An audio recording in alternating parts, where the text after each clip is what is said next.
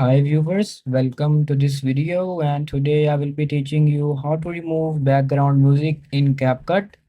So just let's start. So first of all, open up your CapCut application and after that, just import your data to the timeline. And after importing your data to the timeline, if you have to remove your music from your video background, welcome to this video. And just like I want to remove this sound from the video, so I will just right click on my video and I will click on extract audio. And after extracting the audio, I will just right click on it and I will just delete it. And after deleting it, as you guys can see, the whole background music is removed, and that's how you guys can easily remove the background music in CapCut. If you find this video helpful, please like and subscribe to this channel, and thanks for watching.